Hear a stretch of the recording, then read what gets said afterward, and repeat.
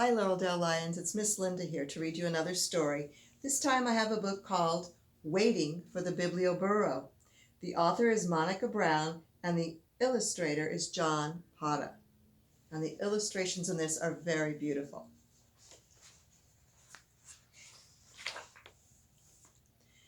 On a hill behind a tree there is a house, and in the house there is a bed, and on the bed there is a little girl named Anna fast asleep, dreaming about the world outside beyond the hill.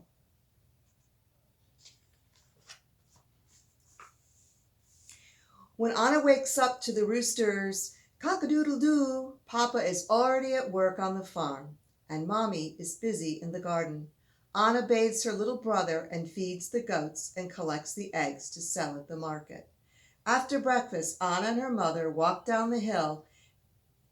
Anna closes her eyes against the sun and wishes she was back in the cool of the house with her libro, her book.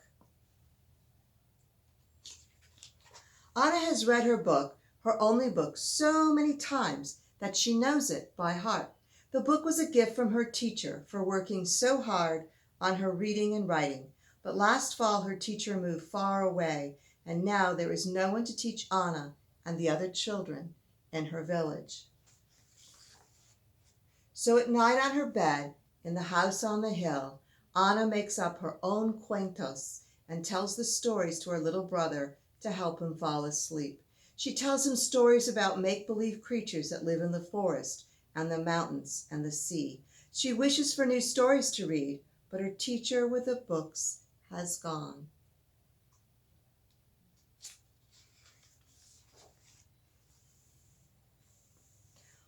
One morning, Anna wakes up to the sounds of cock-a-doodle-doo, and then hee-haw, hee-haw, clip-clop, clip-clop. When Anna looks down the hill below her house, she sees a man with a sign that reads, Biblioburro. With the man there are two burros. What are they carrying? It says Biblioburro right there. Libros, books.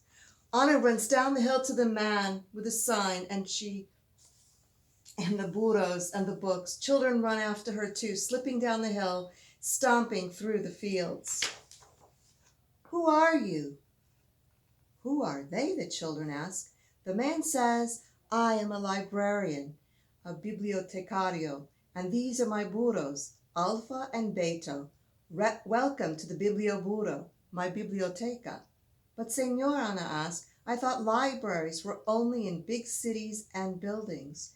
Not this one, said the librarian. This is a moving library. He spreads out his books and invites the children to join him under a tree. So they're having story time, like I'm missing having with you guys right now. Once upon a time, the librarian begins, sharing the story of an elephant who swings from a spider's web. He reads from books with beautiful pictures and then helps the little ones learn their abecedario. He sings A, B, C, D, E, F, G. Finally, he says, now it is your turn. Pick out books, and in a few weeks I will be back to collect them and bring you new ones. Me too, asked Anna. Especially you, said the librarian with a smile. So many cuentos. While Alpha and Beta chomp the sweet grass under the tree, Anna picks up book after book and finds pink dolphins and blue butterflies, castles and fairies, talking lions, and magic carpets. Look at all the pretty pictures. She's seeing all these things while she reads the stories in her mind's eye. Someone should write a story about your burros, Anna tells the librarian, rubbing Alpha's nose and feeding more grass to Beta. Why don't you, he asks. Then he packs up the books and is off. Enjoy, he calls to the children. I will be back. As Anna runs up the hill to her house, hugging the books to her chest. She can't wait to share her books with her brother, and that night she reads until she cannot keep her eyes open any longer. One night, Anna dreams she is flying over her country on a butterfly's back, and in her dream, she crosses mountains and oceans and rivers and jungles, bringing stories everywhere she goes.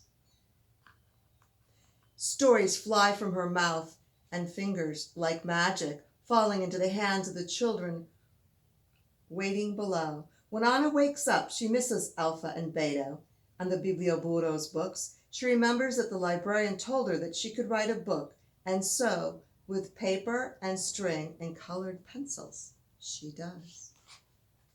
Finally, just when Anna thinks she will never see the Biblioburro again, she wakes up to hee-haw, hee-haw, and the children are all yelling. She runs down the hill with her library books and a special surprise of her very own.